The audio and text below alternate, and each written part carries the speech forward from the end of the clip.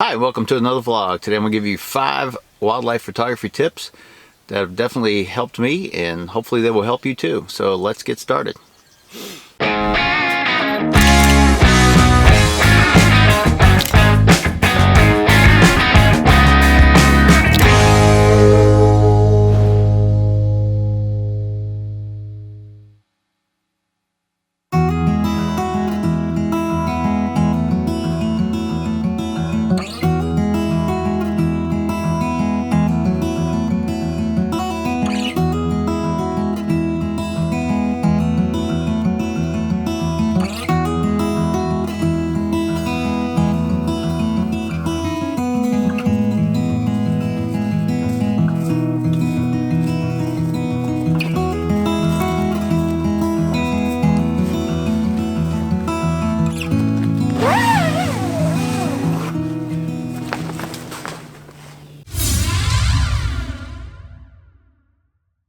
Okay, tip number 1, use back button focus. Whether it's Canon, Nikon, whatever camera you're using, they all have a setting to where you can activate your autofocus via some other button besides the actual shutter button itself. For me personally, when I was trying to use the shutter button to do focus plus hit the shutter button to take the picture, it just seems like I was missing a lot of shots trying to coordinate the two. So I guess I'm uncoordinated. But since I started using back button focus, I can keep the focus button depressed and have it on continuous mode, and it's constantly acquiring focus, and then when I'm ready to take the shot, I can use the shutter button independently, and my keeper rate for birds in flight went up astronomically.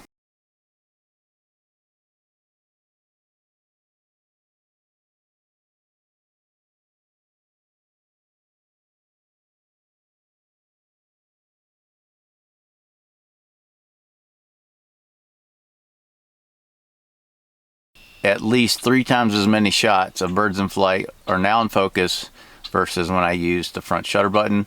Some people can still do it, but for me, I like back button focusing.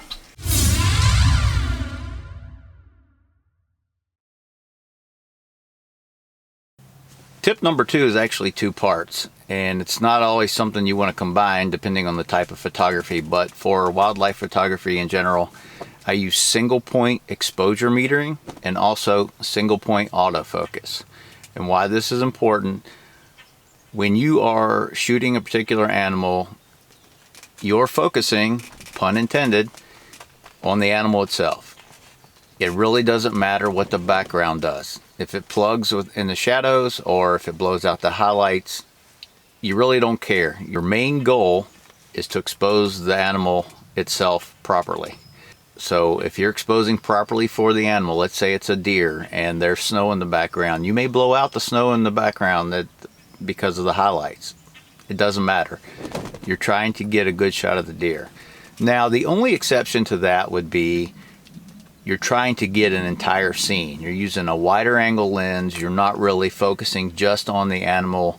You've got a beautiful mountain landscape in the background. And for something like that, you may want to use matrix metering, or that's what Nikon calls it. I'm not sure what Canon calls it, but I'm sure you can figure it out.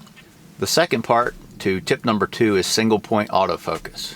You should always focus on your subject's eye if at all possible. Small birds are really tough because depending on how close they are, but you get the idea. Just put the focus point right around the eye, right on it if possible. With a bigger mammal like a bear or deer, it's much easier.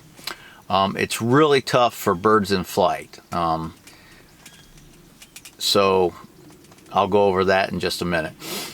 But for small birds, for large mammals, I use single point autofocus and always put the focus point on the eye. The only time I do not use single point autofocus shooting wildlife is when I'm shooting birds in flight, such as eagles or ospreys, because they can be very erratic, and most of the time the distance between you and that particular animal is far enough that you're going to be okay if you catch some other part of the bird, as long as it's around its head.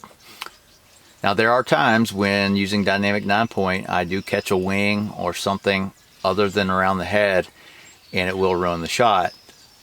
But acquiring focus is much easier, and my hit rate is definitely improved using dynamic 9-point for birds in flight.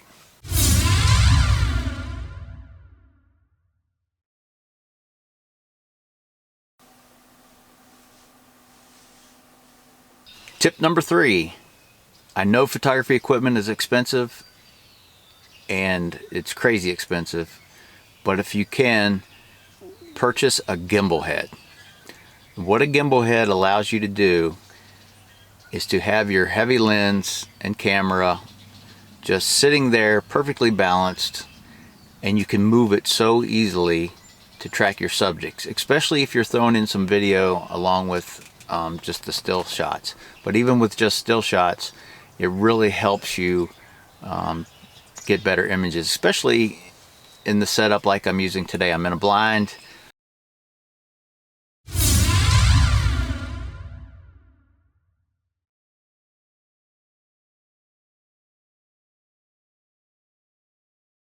Tip number 4.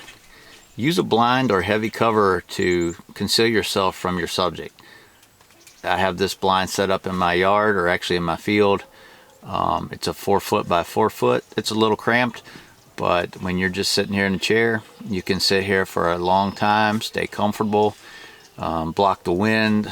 It helps with the cold, but more importantly, it hides me from my subjects and allows me to get much better shots. Now, they also make portable blinds that you can actually take with you, and a lot of them are very lightweight and not so bulky. And in other cases, you could wear a ghillie suit, but in any case, concealment is a big factor when trying to get good wildlife shots.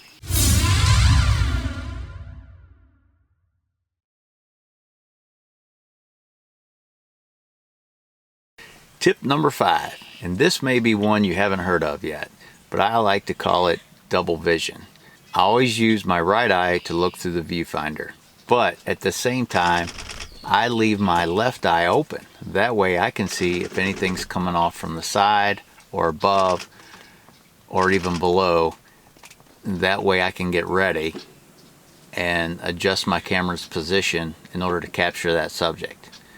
I'm going to try to simulate that with my video editing software to give you an idea of what that's going to look like when you try it. But practice with it. Open up your right eye, look through the viewfinder, open your left eye, and you can actually almost go back and forth effortlessly, and you can see everything that's happening off in the distance. At the same time, you can still see what's in your viewfinder. Well, I hope you enjoyed today's video, and I hope you found these 5 tips helpful in improving your wildlife photography, and I hope you can go out and try to put them in practice. Let me know how it works out for you. If you would consider subscribing to my channel, that would be great. Give the video a thumbs up. Your comments are always welcome.